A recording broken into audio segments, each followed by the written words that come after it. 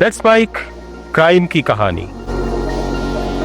आज की कहानी बहुत उलझा देने वाली है, दिमाग को घुमा देने वाली है, क्योंकि इस कहानी में गुजरात का गांधीनगर शहर है। उस शहर में आया एक आईएएस ऑफिसर है। उस आईएएस ऑफिसर की एक सुंदर बीवी है। पति पत्नी के बीच में अनबन है, 75 लाख का कर्ज है और फाइनेंसर की 14 साल के बेटे का किडनैप भी है। मुख्यमंत्री के नाम एक सुसाइड लेटर और ये तमाम जो घटना है ना, वो एक नाम से जुड़ा है, हाई कोर्ट महाराजा।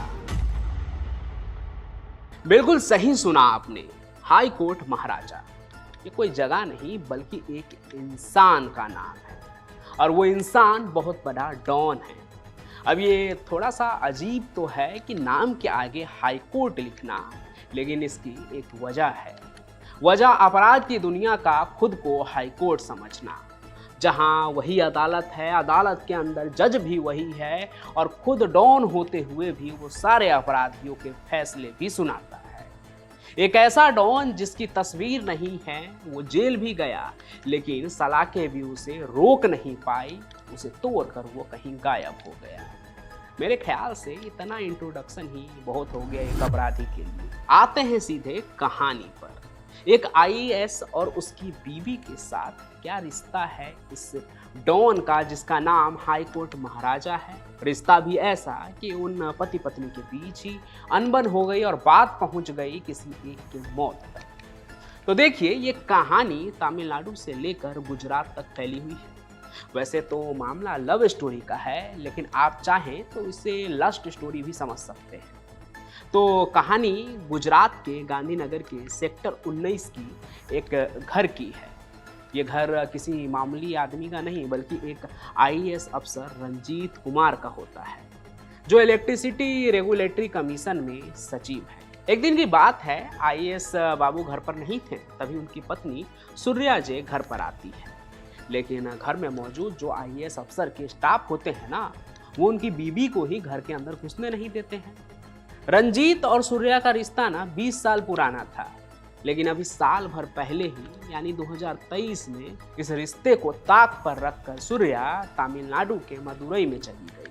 और गई क्यों? एक डॉन के लिए, जिसका नाम मैं बता रहा हूँ, हाई कोर्ट महाराजा है। अब एक आईएएस अफसर की बीवी डॉन के लिए ऐसा क्यों करेगी, यही आप भी सोच रहे होंगे। तो मामला यहाँ ना लव का है। होता ये है ना कि एक डॉन के प्यार में आईएएस की बीवी जो होती है सूर्या, वो इस कदर पड़ जाती है कि वो मदुरई चली जाती है, वहाँ पार्लर चलाने लगती है। अब जाहिर है कि आईएएस पति को ये बर्दाश्त नहीं हुआ होगा और उसने तलाक लेने का प्रोसेस जो है वो चालू कर दिया। उस दिन भी जब पत्नी घर में घुसने की कोशिश कर रही थी और आईएएस के स्टाफ उसे घर में घुसने नहीं दे रहे थे, तब आईएएस पति तलाक के सिलसिले में ही शहर से बाहर गया हुआ था। इधर पत्नी गुहार लगा रही थी, लेकिन बेवफाई से चोट खाए पति का दिल नहीं पसीजा। बस उसी के बाद कुछ ऐसा हुआ जिसके बारे में किसी ने शायद सोचा ही नहीं होगा। घर के सामने एक पार्क में अचानक से हल्ला मचने लगता है। लोग चिल्लाने लगे कि ये औरत मर जाएगी, उसने जहर खा लिया है। और फिर कुछ ही पलों में वहाँ एम्बुलेंस का सायरन गूंजने लगता है। एम्बुलेंस आती है और उस महिला को लेकर अस्पताल में चली जाती है। ये सब इतने तेजी से हुआ ना कि आईएएस के घर पर जो स्टाफ मौजूद थे, उनको भी कुछ समझ नहीं आया कि कब कैसे क्या हो गया। उसने बस अपने मालिक आईएएस अफसर को फोन करके यही बताया कि सूर्या ने जहर खा लिया है। फिर अगले ही दिन गांधीनगर के सिविल अस्पताल में सूर्या ने दम तोड़ दिया, लेकिन अपने मौत के पीछे छोड़ गई एक सनसनीखेज सुसाइड लेटर, जो तमिलनाडु के मुख्यमंत्री स्टालिन के नाम लिखी गई थी। इस लेटर में उसी डॉन का कच्चा चिट्ठा था जिसे पूरा मदुरई शहर महाराजा हाई कोर्ट के नाम से जानता था। इसमें एक लेडी फाइनेंसर का भी जिक्र था, उसके 14 साल के बेटे की किडनैप की कहानी भी थी। फिर जल्दी जांच में गुजरात पुलिस को यह भी पता चला कि सूर्या जे को तमिलनाडु पुलिस भी इसी किडनैपिंग केस में खोज रही थी और वो शायद पुलिस से बचते बचाते ही गुजरात में अपने आईएएस पति के पास एक तरह से कहें तो शरण लेने के लिए पहुंची थी।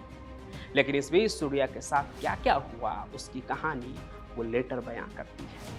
तमिल में लिखे इस लेटर में उसने बताया कि कैसे 9 महीने पहले वो हाईकोर्ट महाराजा से मिली और उसका बिजनेस पार्टनर बन गई। दोनों ने मिलकर मदुरई में ही एक रेस्टोरेंट और एक पार्लर खोला।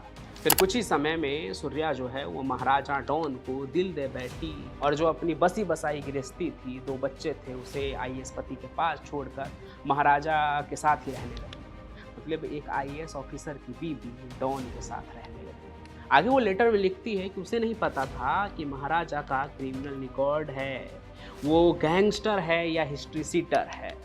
महाराजा ने उसे एक तरह से धोखा दिया था। दरअसल मदुरई की एसएस कॉलोनी की एक फाइनेंसर से ना महाराजा जो होता है डॉन, वो 75 लाख रुपए का लोन लिया था।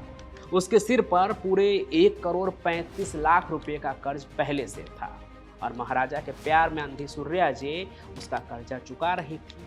लेकिन महाराजा जेल में था और फाइनेंसर ने कर्ज चुकाने के लिए अल्टीमेटम भी दे रखा था। अब कर्ज चुकाने के लिए सूर्या को अपना रेस्टोरेंट और पार्लर ही नहीं बल्कि पूरा कॉम्प्लेक्स ही बेचना पड़ा और सूर्या को अपने सोने के जेवर भी बेचने पड़ गए। उसी वक्त हाईकोर्ट महाराजा भी ना जेल से भाग गया। जेल से निकलते ही उसने फाइनेंसर से बदला लेने का प्लान बनाया। उस प्लान में फाइनेंसर के 14 साल के बेटे को किडनैप करना था और फिरौती के तौर पर 2 करोड़ रुपए मांगने थे, यानी उस पर जितना कर्ज था उससे भी कई लाख रुपया ज्यादा। सूर्या का कहना है कि इसके बारे में भी उसको कोई जानकारी नहीं थी। लड़के को अगवा करने के बाद एक ऑटो रिक्शा चालक का मोबाइल फोन लेकर लड़के की मां से 2 करोड़ रुपए की फिरौती मांगी गई।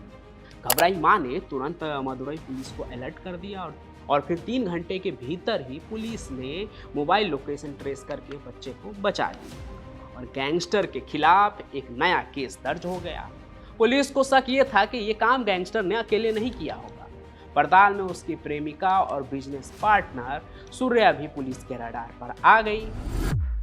सूर्या का जो लेटर होता है उसमें उसने अपने दुविधा का भी जिक्र किया था। उसने लिखा था कि किस तरह से उसे किडनैप के इस केस में जानबूझकर फंसाया गया है।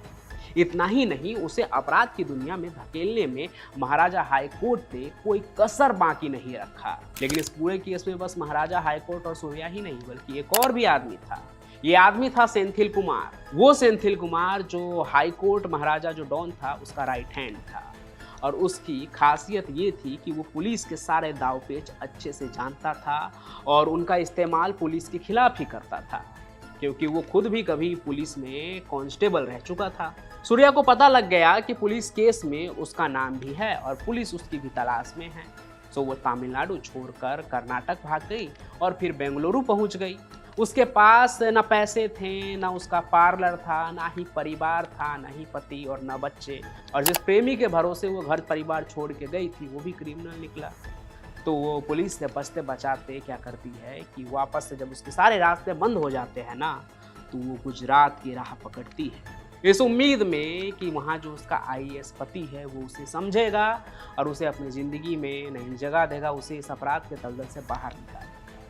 सूर्या ने अपने ज़िंदगी के आखिरी लेटर में अपने पति आईएएस अफसर की भी बहुत तारीफ की थी। कहा कि उसके पति बड़े नेक दिल आदमी हैं। उन्होंने उसके बच्चे को, दोनों बच्चे को कभी किसी भी बात की कमी महसूस नहीं होने दी। एक माँ के तरह भी उसे पाला।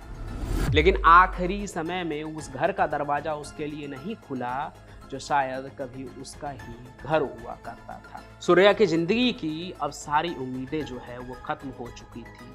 उसका प्रेमी भी गद्दार निकला। जिस पति ने उसे इतना प्यार दिया, एक आईएएस पति, उसका साथ वो खुद ही छोड़ चुकी थी। एक तरह से उसके लिए सारे रास्ते खत्म हो चुके थे। अब इससे पहले कि तमिलनाडु की पुलिस उस तक पहुंचती, उससे पहले ही सूर्या ने जहर खा लिया। हालांकि इसकी जांच की जा रही है कि क्या वो पहले ही खुदकुशी करने के इरादे से गांधीनगर में अपने पति के घर आई थी। अगर नहीं तो उसे जहर किसने दिया और एम्बुलेंस को खबर किसने दी। लेकिन यहाँ सबसे ज़्यादा सोचने वाली बात ये है ना कि मदुरई के उस डॉन हाई कोर्ट महाराजा का इस पूरे केस में क्या बिगड़ा। वो पहले से भी क्रिमिनल था, जेल आना जाना उसका लगा रहता था।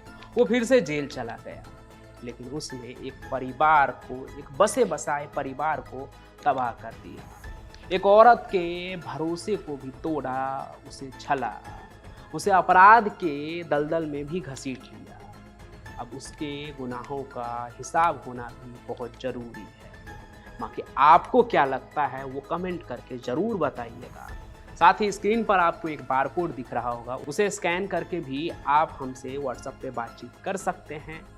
और इस कहानी को ज़्यादा से ज़्यादा शेयर कीजिए, हमारे इस चैनल को सब्सक्राइब भी कर लीजिए ताकि कहानियाँ आप तक पहुँचती रहे। बाकी हम फिर मिलेंगे नए सफ़र में, तब तक के लिए आपका बहुत बहुत धन्यवाद। आप सुन रहे थे let's mind more than radio. Follow कीजिए हमें हमारे सोशल मीडिया प्लेटफॉर्म्स पर। It's time for news. It's time for more than radio. Presenting the first radio news app, Let's Mic. Let's Mic, a news-based app on your phone where you get to watch and listen news, talk shows, interviews, radio show podcasts. On Let's Mic, you get all relevant information of TV, print, radio, podcast, and digital. Let's Mic talks about every segment of life.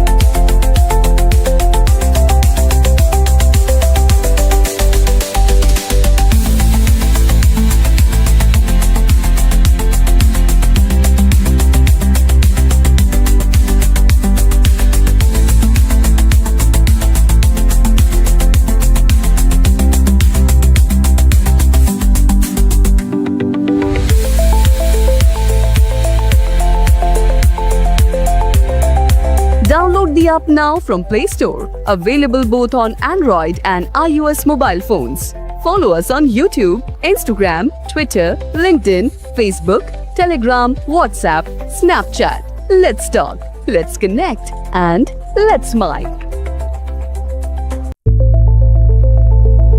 It's time for news. It's time for more than radio. Presenting the first radio news app, Let's Mic. Let's Mic, a news-based app on your phone where you get to watch and listen news, talk shows, interviews, radio show podcasts. On Let's Mic, you get all relevant information of TV, print, radio, podcast, and digital. Let's Mic talks about every segment of life.